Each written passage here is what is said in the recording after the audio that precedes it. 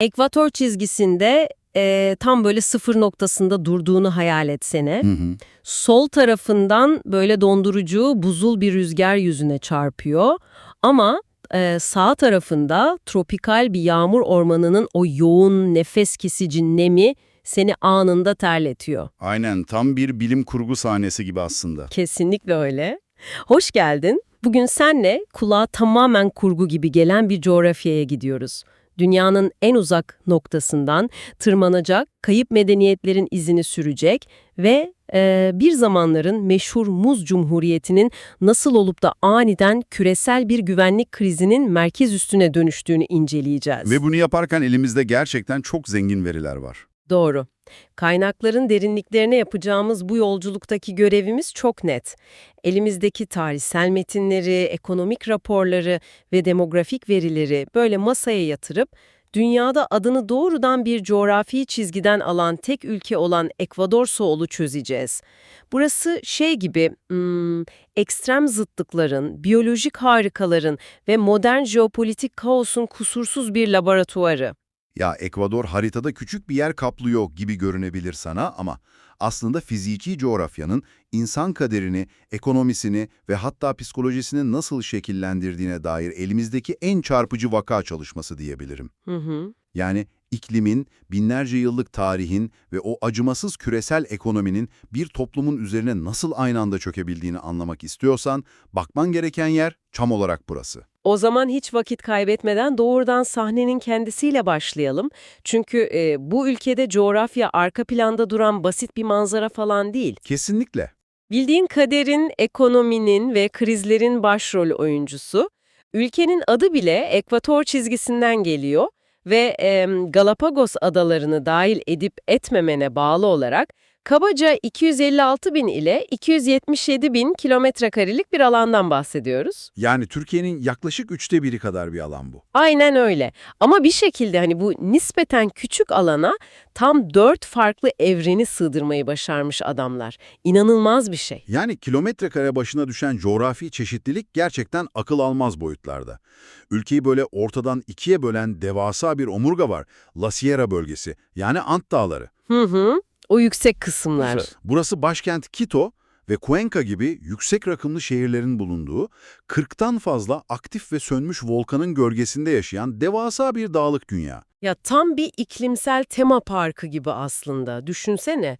Ant Dağları'nın o dondurucu zirvelerinde bir kapıdan geçiyorsun, batıya yani La Costa bölgesine iniyorsun ve anında bambaşka bir boyuttasın. Kesinlikle. Mangrov ormanları, bitmek bilmeyen plajlar falan ve Ekvador'un o ekonomik kalbi olan Pasifik'in incisi Guayaquil gibi böyle devasa liman şehirleri seni karşılıyor. Sonra o dağların doğusuna doğru bir kapıdan daha geçiyorsun, hop El Oriente yani Amazon ormanları. Ki bu ormanlar ülkenin %42'sini kaplıyor. İnanılmaz bir oran. Aynen. Yeşilin her tonunu barındıran, endemik türlerle kaynayan bildiğin bir balta girmemiş orman denizi. Ve tabii ki o meşhur Galapagos adaları var işin ucunda. Evet, tam bir evrim laboratuvarı. Ekvatorun tam üzerinde yer almasına rağmen okyanusun derinliklerinden gelen o soğuk akıntılarla serinleyen bir yer. Dev kaplumbağaların, mavi ayaklı sübyelerin falan dolaştığı Darwin'in kişisel bahçesi adeta. Ama hani bir saniye, dağlar demişken kafama takılan bir detayı sana sormak istiyorum. Tabii, buyur. Çocukluğumuzdan beri bize Everest'in dünyanın zirvesi olduğu öğretilir. Fakat kaynaklarımız diyor ki La Sierra bölgesindeki 6310 metrelik Chimborazo Dağı aslında dünyanın merkezinden en uzak noktaymış. Everest deniz seviyesinden çok daha yüksekken dünyanın şekli Chimborazo'ya nasıl böyle bir hile kodu veriyor ya? Her şey gezegensel fizikle ilgili aslında. Dünya böyle kusursuz bir bilardo topu gibi yuvarlak değil. Hı hı, basık biraz. Aynen öyle. Kendi etrafında muazzam bir hızla dönerken, merkez kaç kuvvetinin etkisiyle ekvator bölgesinde dışa doğru bir şişkinlik oluşuyor. Kendi etrafında çok hızla dönen bir su balonunu düşün. Hı hı. Ne olur? Üstlerden basıklaşır, ortadan genişler. Ekvator da tam bu şişkinliğin zirvesinde oturduğu için oradaki yer kabuğu zaten uzaya doğru daha fazla itilmiş durumda. Temelden yükselmiş yani. Kesinlikle. Dolayısıyla deniz seviyesinden ölçtüğünde Everest daha uzun olsa da dünyanın çekirdeğinden uzaya doğru düz bir cetvel koysaydın, Chimborazo'nun zirvesindeki biri Everest'in zirvesindeki birinden yıldızlara fiziksel olarak daha yakındır. Vay canına, gerçekten acayip bir durum bu. Ama asıl büyüleyici olan şey ne biliyor musun? Böylesine baskın ve ekstrem bir fiziki gerçeklik eninde sonunda yasal bir devrime de yol açıyor.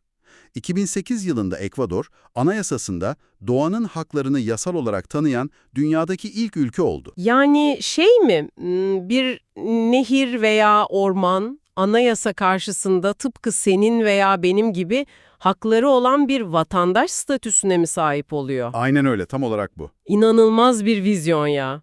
Doğayı sadece böyle tüketilecek bir kaynak değil, yasal bir birey olarak görüyorlar demek. Tabii hani bu kadar zengin, volkanik küllerle beslenmiş verimli bir coğrafya, binlerce yıl boyunca medeniyetlerin falan da iştahını kabartmış ister istemez. Kesinlikle çok cazip bir bölge. Kaynaklara göre burada tam 14 bin yıllık devasa bir insanlık tarihi var. Amerika kıtasının en eski medeniyetlerinden o Valdivia, Correra, Bagia gibi kültürler binlerce yıl boyunca bu topraklarda şekillenmiş. Ta ki 1500'lerin başında o güneyden gelen durdurulamaz güç sahneye çıkana kadar. Yani İnka İmparatorluğu. İnkalar. İnkalar, Ekvador'un yerli halkları için büyük bir şoktu aslında. Bu topraklara nispeten çok geç geldiler ve egemenlikleri de o kadar uzun sürmedi. Kısa bir dönem yani. Evet, buna rağmen Inga Pirca gibi bugün bile ayakta duran muazzam taş mimariler falan bıraktılar. Tabii İnkaların buraya yayılması da hiç kolay olmadı. Bölgedeki o yerel halklar, özellikle Ducellaslar, Çok sert bir direniş gösteriyorlar sanırım. aynen, kuzeye doğru ilerleyen bu imparatorluk ordusuna karşı yıllarca süren inanılmaz derecede organize ve acımasız bir direniş sergiliyorlar. İşte tam burada sana biraz itiraz edeceğim. Çünkü hikayedeki o büyük kırılma anı benim kafama tam yatmıyor. İnkalar zor zor bu toprakları zapt etmişken 1531'de Francisco Pizarro liderliğindeki İspanyollar sahneye çıkıyor. Hı hı. İnka lideri Atahualpa'nın falan yakalanıp idam edildiği o meşhur trajik anı biliyoruz. Ama şunu anlamıyorum abi, İnka İmparatorluğu milyonlarca insanı yöneten, o devasa yolları inşa eden bu kadar organize ve devasa bir yapıysa, bir avuç İspanyol askeri, 3-5 at ve biraz çelik zırhla bu mekanizmayı nasıl bu kadar kısa sürede çökertebiliyor? Çok mantıklı bir soru. Yani sadece tüfekleri var diye milyonlarca insan bir anda silah bırakıp teslim olmuş olamaz, değil mi? Bunun arkasında başka bir mekanizma olmalı. Kesinlikle haklısın. Mesele sadece teknolojik üstünlük falan değildi. Yani popüler tarih genelde o İspanyolların silahlarını çok abartır. Ancak onların asıl kullandığı silah şeydi, zamanlama ve içerideki o derin bölünmüşlüktü. Zamanlama derken? Şöyle ki Pizarro, Ekvador kıyılarına ayak bastığında İnka İmparatorluğu zaten liderleri Atahualpa ve kardeşi Huáscar arasındaki son derece kanlı bir iç savaş yüzünden içeriden çürümekteydi. Zaten kendi aralarında savaşıyorlardı. Aynen öyle. Ayrıca İnkaların o zorla boyunduru altına aldığı yerel kabileler bu yönetimden kelimenin tam anlamıyla nefret ediyordu. İspanyollar geldiğinde bu öfkeli yerel gruplarla hemen ittifaklar kurdular. Yani düşmanımın düşmanı dostumdur dediler. Tam da o. Yani zayıflamış, liderlik savaşı veren ve içeriden çoktan parçalanmış bir yapı, dışarıdan gelen organize bir gücün işini kusursuz bir şekilde kolaylaştırmış oldu. Mantıklı. Yani şey gibi, evin içindekiler zaten birbirleriyle kavga edip evi çoktan ateşe vermişken dışarıdan gelenin kapıyı kırması çok zor olmasa gerek. Ateş demişken İnka Jenerali Ruminhahui'nin hikayesi beni gerçekten çok şok etti okurken. Evet, çok çarpıcı bir detaydır o. İspanyolların başkent Quito'ya doğru ilerlediğini görünce teslim olmak yerine şehri tamamen yok ediyor adam. Düşünsene, düşmanın eline ganimet geçmesin diye kendi gemisini yakan, kendi evini yıkan bir komutan. İspanyollar şehre geldiklerinde sadece küllerle karşılaşıyorlar. Ve 1534'te Quito'yu sıfırdan, kendi mimarileriyle yeniden kurmak zorunda kalıyorlar. Fakat o görkemli yeniden inşa süreci aslında çok karanlık bir döneminde başlangıcı oluyor maalesef. Nasıl yani? O güzelim, İspanyol kolonyal mimarisinin taşlarında çok ağır bir bedel yatar. İspanyollar yerli halkın zorla çalıştırıldığı, kölelik şartlarına dayanan devasa bir sömürü ekonomisi kurdular orada. Topraklar böyle devasa tarım arazilerine bölündü ve bütün zenginlik doğrudan Avrupa'ya akıtılmaya başlandı. Klasik sömürgecilik işte. Aynen. Tarıma, ham maddeye ve ucuz iş gücüne dayanan bu acımasız sömürge modeli sadece o dönemi zehirlemekle kalmadı. Bugünkü modern Ekvador'un o bir türlü aşamadığı yapısal ekonomik sorunlarında genetik kodunu ta o zaman yazdı. Ve o yapıdan kurtulmak hiç de kolay olmadı tabii. 1809'daki Quito Cuntası'yla bağımsızlık kıvılcımı çakılıyor falan. Junta derken o dönemin şartlarında İspanyol kraliyetine karşı yerel elitlerin kurduğu bir tür isyan konseyinden bahsediyoruz hani. Evet, ilk adımlar. Bu kıvılcım böyle 10 yıldan fazla süren kanlı çatışmalara dönüşüyor ve nihayet 24 Mayıs 1822'de Pichincha Savaşı'nda Simón Bolívar ve Antonio José de Sucre'nin önderliğinde zaferle taçlanıyor. Önce Gran Colombia dedikleri o devasa yapıya katılıyorlar. 1830'da ise oradan da ayrılıp bugün bildiğimiz o Ekvador Cumhuriyeti'ni kuruyorlar. Hı hı. Hatta çok ilginçtir bence kendi ülkelerinin ilk başkanı Ekvadorlu bile değil, Venezuelalı bir general olan Juan José Flores. Evet, ilginç bir detay.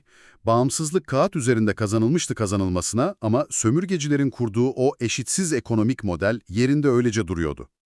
Altyapı aynı kaldı. Aynen. Bu da Ekvador'u ilk 50 yılı boyunca böyle suikastlerin, diktatörlüklerin ve kaosun hiç eksik olmadığı bir siyasi hız trenine bindirdi. En yıpratıcı süreçlerden biri de komşu Peru'yla Amazon sınırı üzerine yaşadıkları ve 10 yıllarca süren o acı verici sınır anlaşmazlıklarıydı. Evet ya, elimizdeki verilere bakınca o sınır anlaşmazlığının 1941'de nasıl büyük bir travmaya dönüştüğünü çok net görebiliyoruz.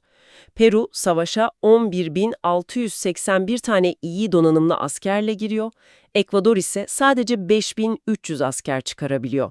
Ve çok hazırlıksızlar. Sonuç mu? Ekvador ordusu kelimenin tam anlamıyla eziliyor ve Amazon bölgesindeki o devasa topraklarını Peru'ya bırakarak geri çekilmek zorunda kalıyorlar. Ülke psikolojisi için hani inanılmaz bir yıkım bu. Kesinlikle çok derin bir yara. Ama sonra İkinci Dünya Savaşı'nın bitimiyle birlikte ekonomi bambaşka bir viraja giriyor. Muz Cumhuriyeti dedikleri o dönem başlıyor. Hani muz ihracatında dünya devine dönüşüyorlar bir anda. Tam o sarı altın sayesinde toparlandık falan derken 1967'de Amazon ormanlarında asıl bombayı patlatıyorlar. Siyah altın yani petrol. Evet, 1972'de Amazon'dan sahile kadar uzanan devasa bir boru hattı inşa edildi. Ekvador bir anda o petrol zengini, paranın su gibi aktığı bir ülkeye dönüştü. Fakat ekonominizi sadece topraktan çıkan o ham maddeye bağlarsanız tamamen küresel piyasaların insafına kalırsınız. Kaçınılmaz son. Aynen. 1980'lerde dünya genelinde petrol fiyatları çakıldı. Şanssızlık bu ya, tam o dönemde ülkeyi vuran kuraklık ve devasa sel felaketleri de tarım sektörünü yani muz ve kakao ihracatını da bitirdi. Üstüne bir de o büyük deprem var sanırım. Evet, 600 milyon dolarlık hasar bırakan yıkıcı bir deprem yaşandı. Tüm ekonomik sistem kelimenin tam anlamıyla iskambil kağıtları gibi çöktü. Ve bu çöküşün yarattığı o meşhur domino etkisi 90'ların sonuna gelindiğinde böyle kontrolden çıkan devasa bir hiperenflasyon patlıyor ülkede.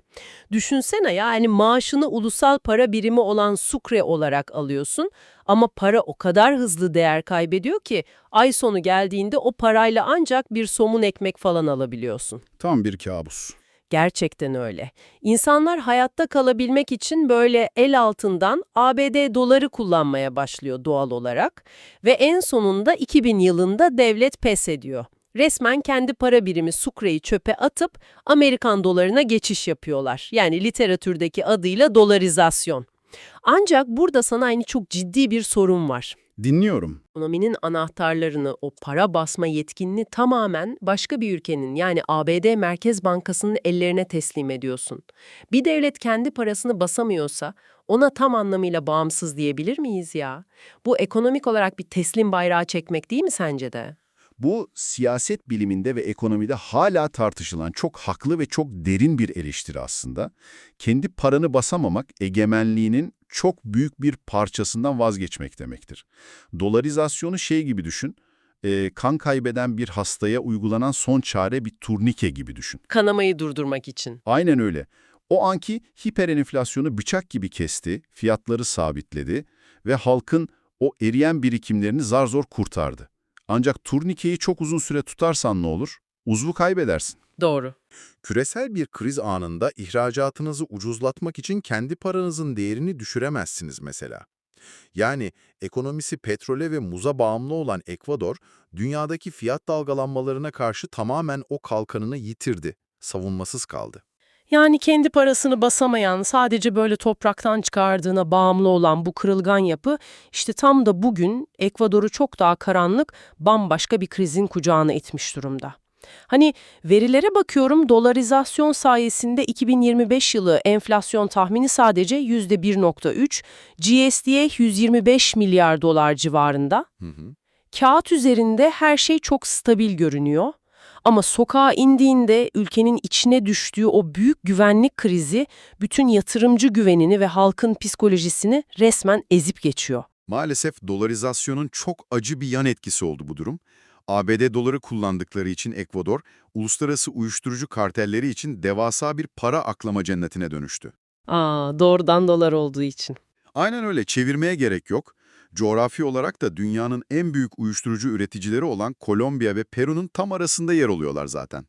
Karteller, Ekvador'un o bahsettiğimiz devasa sahil şehirlerindeki limanlarına sızdılar. Guayaquil gibi limanlar üzerinden ABD ve Avrupa'ya giden uyuşturucunun o ana transit geçiş merkezi haline geldiler. İnanılmaz gerçekten. Ve hani bu sızmanın yarattığı insanlık trajedisi sayılara da korkunç yansıyor. 2018 yılında mesela cinayet oranı 100 bin kişide 6 gibi, Güney Amerika standartlarına göre gayet düşük ve huzurlu sayılabilecek bir seviyedeydi. 2023 yılına geldiğimizde bu oran 100 binde 47'ye fırlıyor ya. Korkunç bir artış. Sadece 5 yıl içinde turistik ve huzurlu bir ülkenin sokakları nasıl böyle iç savaşı andıran bir suç mahalline dönüşebilir falan diye insan inanamıyor. Bu bana hep şunu düşündürüyor. Hani sanki evinin akan çatısını bin bir güçlükle tamir etmişsin. İçerisi artık ıslanmıyor, yani enflasyonu falan çözmüşsün. Ama ertesi gün birileri gelip evinin ön kapısını tamamen söküp götürüyor. Çatın sağlam ama artık içeri kimin girip çıktığı belli değil. Tamamen savunmasız kalmışsın. Yani bu benzetme mevcut durumu gerçekten kusursuz özetliyor bence.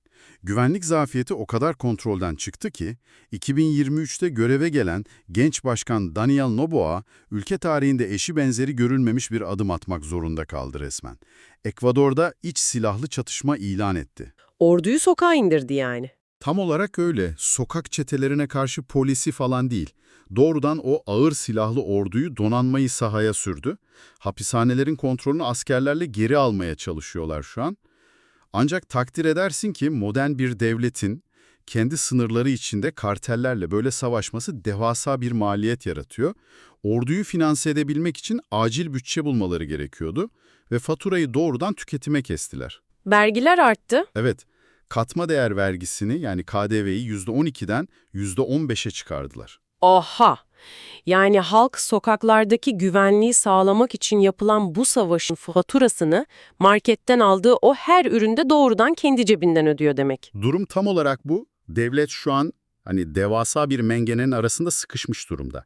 Bir yanda uluslararası bağlantıları olan son derece iyi silahlanmış kartellerle bildiğin varoluşsal bir askeri çatışma yürütüyorlar. Diğer yanda bütçe açıklarını kapatmaya çalışıyorlar. Orduya mermi almak için vergileri artırdıklarında zaten zar zor geçinen dar gelirli halkın üzerindeki o yaşam maliyeti baskısı resmen 2 katına çıkıyor. Ve bu mengene okuduğumda hani mideme resmen yumruk yemiş gibi hissettiğim bir çelişkiyi doğuruyor.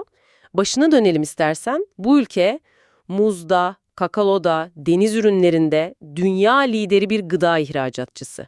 Ya toprak o kadar verimli ki hani tohum atsan ağaç fışkırıyor resmen. Kesinlikle, çok bereketli. Ama gel gör ki Birleşmiş Milletler'in raporuna göre 2026 yılı için Ekvador'da tam 2,6 milyon insan şiddetli açlık tehlikesiyle karşı karşıya. Küresel açlık endeksinde de 58. sıradalar. Dünyanın bir ucundaki insanları kendi meyvesiyle, balıyla doyuran bu zengin ülke nasıl olur da kendi vatandaşını doyurmakta bu kadar aciz kalır ya? Ya bu yapısal eşitsizliğin ve o bahsettiğimiz güvenlik krizinin ekonomiyi nasıl felç ettiğinin en acı kanıtı aslında. Ancak Ekvador'u sadece böyle krizlerle, enflasyonla veya kartellerle tanımlamakta bu ülkeye yapılabilecek en büyük haksızlıktır bence. Kesinlikle katılıyorum. Tüm bu siyasi ve ekonomik sarsıntılara rağmen hani bu devletin yıkılmamasını sağlayan şey binlerce yıllık tarihi harmanlayan o dirençli insanları ve muazzam kültürel mozaiğidir. Aynen öyle. Demografik verilere falan baktığımızda bu mozaik tüm canlılığıyla karşımıza çıkıyor zaten. Yaklaşık 17,8 milyonluk bir nüfus var orada. Toplumun %77,5'u mestezo, yani yerli ve Avrupalı kökenlerin o genetik ve kültürel karışımı, ama homojen bir yapı da yok. Tam 14 farklı yerli millet yaşıyor bu topraklarda. Evet, çok çeşitli. Ant dağlarına çıkıyorsun, Kiçva dilini konuşan gruplarla, o meşhur dokumacı Otavalalarla karşılaşıyorsun.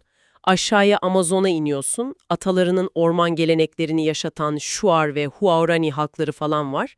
Ama hani araştırmamız sırasında beni en çok sarsan, kelimenin tam anlamıyla aklımı başından alan detay Tagayeri kabilesi oldu. Evet, Tagayeri kabilesinin durumu modern hukuk ve antropoloji açısından inanılmaz bir eşiktir bence. Ya düşünsene 21. yüzyıldayız. Tepemizde sürekli uydular dönüyor. Herkesin elinde akıllı telefonlar falan. Küresel ticaret ağları her yeri sarmış. Ama Amazon'un derinliklerinde dış dünyayla hiçbir şekilde temas kurmamayı, izole kalmayı seçen bir kabile var. Ve Ekvador devleti hani anayasasına dayanarak o bölgeyi dokunulmaz ilan ediyor. Yani bir devlet kendi sınırları içindeki bir topluluğun devletin varlığını reddetme ve ondan habersiz yaşama hakkını korumak için yasal bir kalkan oluşturuyor resmen. Kültürel koruma adına bundan daha büyük bir irade olabilir mi sence? Gerçekten olağanüstü. Bir modern ulus devletin bunu yapması inanılmaz istisnai bir durumdur. Bu da aslında Ekvador kimliğinin ne kadar çok katmanlı olduğunu gösteriyor bize. Kimlik demişken nüfusun yaklaşık %4,8'ini oluşturan o Afro-Ekvadorlu topluluğunu da es geçemeyiz. Tabii onlar da çok önemli. Çoğunlukla böyle kuzey sahilindeki Esmeraldas'ta ve dağlık Chota Vadisi'nde yaşarlar. Marimba ve bomba gibi müzik türleriyle o ulusal kimliğin ritmini, enerjisini belirleyen ana damarlardan biridir bu topluluk. Sanat ve kültür zaten bu ülkede hep direnişin bir parçası olmuş durumda. Edebiyata bakıyorsun, 20. yüzyılda sosyal gerçekçilik akımı falan patlıyor. Jorge Icaza'nın 1934'te yazdığı Huasipungo romanı var mesela. Evet, çok güçlü bir eserdir. Yerli halkın o sömürge döneminden kalan tarım sisteminde nasıl acımasızca ezildiğini dünyanın yüzüne çarpan, hani edebiyatın adeta bir silah, bir manifesto gibi kullanıldığı muazzam bir eser cidden.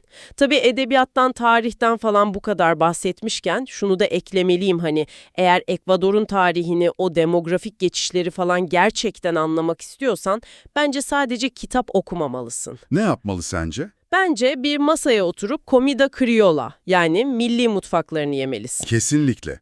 Mutfak her zaman göçlerin, işgallerin ve coğrafyanın en lezzetli arşividir zaten. Değil mi ama? O iklimsel tema parkında dolaştığını düşün. Hani kıyı bölgesindeysen, böyle sıcaktan bunalmışken önüne deniz ürünlerinden yapılmış o efsanevi ceviche ve kızarmış muz olan patacones falan geliyor. Yemeğin içinde doğrudan Pasifik Okyanusu'nun ve o tropikal iklimin hafifliğini hissediyorsun. Ama o kapıdan geçip yüksek Ant Dağları'na, o dondurucu soğuğa çıktığında menü anında hayatta kalma moduna geçiyor. Ağırlaşıyor tabii. Aynen. İçini ısıtacak kalın, yoğun çorbalar, onlarca çeşit o yerel patates, o tabağa baktığında binlerce yıllık yerli mısır ve patatesin İspanyolların Avrupa'dan getirdiği canlı hayvanlarla karıştığını resmen görüyorsun. Kelimenin tam anlamıyla ülkenin genetiğini çiğniyorsun orada. Ve tabii tüm bu farklı kültürleri aynı çatı altında, hani tek bir stadyumda birleştiren o büyük tutku var bir de, futbol. Ah evet, futbol ve coğrafyanın Ekvador'daki kesişimi de harika bir detaydır. Ant Dağları'nın o yüksek rakımı onlar için resmen bir avantaja dönüşüyor. Hatırlarsan 2007'de FIFA 2500 metrenin üzerindeki statlarda maç oynanmasını yasaklamaya falan kalktığında dönemin Ekvador Başkanı Rafael Correa buna şiddetle itiraz etmişti. Çok büyük olay olmuştu o. Biz burada doğduk, burada oynuyoruz, bu bizim hakkımız falan diyerek kararı deldiler sonuçta. Haklılar da bence. O yüksek rakımlı statların gücü ve bitmek bilmeyen tutkularıyla 2002, 2006 ve 2022 Dünya Kupalarında bu inancın meyvelerini tüm dünyaya izlettiler cidden. Yani ister edebiyatın o tarihsel sömürünün acısını dillendirmesi olsun, ister o farklı köklerin duygularını birleştiren El Pasillo müziği falan ya da futbol. Tüm bunlar bu heterojen, çok parçalı halkı tek bir ulusal bilince dönüştürüyor aslında. Hı hı. Ve bu birliği sağlayan sadece kültür de değil, çok ilginç bir politik mekanizma da var arkasında. Ekvador'da 18 ile 65 yaş arası okuma yazma bilen tüm vatandaşlar için oy kullanmak zorunludur.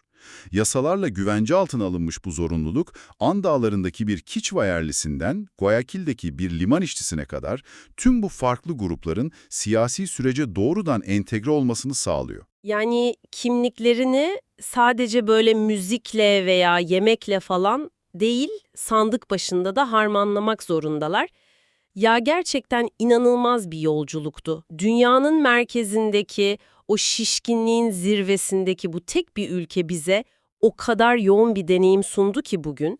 Devasa volkanlardan Galapagos'un o evrimine, İnkaların amansız direnişinden sömürgecilerin acımasız tarım politikalarına, enflasyondan kaçarken kendi parasını terk eden bir ekonominin, günümüzde limanlara sızan kartellerle sokak ortasında verdiği o modern savaşa kadar, kaynakların bize çizdiği bu tablo kesinlikle büyüleyici olduğu kadar sarsıcı da bir yandan. Evet, yani ortada coğrafyanın getirdiği hem büyük bir lütuf hem de idaresi son derece zor, ağır bir miras var. Tarih, devasa bir ekonomi ve o acımasız doğa burada tamamen iç içe geçmiş durumda. Bu ülkeyi anlamak aslında insanlığın doğayla ve kendi hırslarıyla olan o bitmek bilmeyen mücadelesini anlamaktır. Çok doğru ve tam da bu noktada bölümü kapatırken seni tüm bu konuştuğumuz zıtlıkları birbirine bağlayan şu düşünceyle baş başa bırakmak istiyorum. Bugün derinlerine indiğimiz kaynaklar bize çok çarpıcı, hatta bayağı trajik bir çelişki sunuyor bence. Bir yanda dünyada doğanın yasal haklarını anayasasına koyacak kadar vizyoner, nehrin ve ormanın hakkını savunan, Amazon'daki o izole Tagayeri kabilesinin modern dünyadan tamamen kopuk yaşama kararına saygı duyup onları devlet gücüyle falan koruyan muazzam bir akıl var ortada. Evet. Diğer yanda ise aynı devlet kendi başkentinin sokaklarında kendi vatandaşlarının en temel can güvenliğini sağlamak için askeri bir çatışma yürütmek zorunda. Onları doyurabilmek için bocalayan bir çıkmaza girmek zorunda kalıyor. Belki de hepimizin kendi kendine sorması gereken asıl soru şudur. 21. yüzyılda bir anayasa, bir ormanın ya da nehrin haklarını kusursuzca korurken, aynı sistem neden kendi insanının temel güvenlik ve açlık sorunlarını çözmekte bu kadar zorlanır? Gerçekten üzerinde düşünülmesi gereken bir konu. Doğayı, o dev kaplumbağaları, mavi ayaklı sübyeleri falan evrimleştiren bu amansız coğrafya acaba en sonunda insanını neye evrimleştirecek? Kaynakların derinliklerine yaptığımız bu yolculukta bizimle olduğun için çok teşekkürler. Lütfen bugün duyduklarınızı sorgulamaya, düşünmeye ve kendi çapında araştırmaya devam et. Bir sonraki derinlemesine incelemede görüşmek üzere.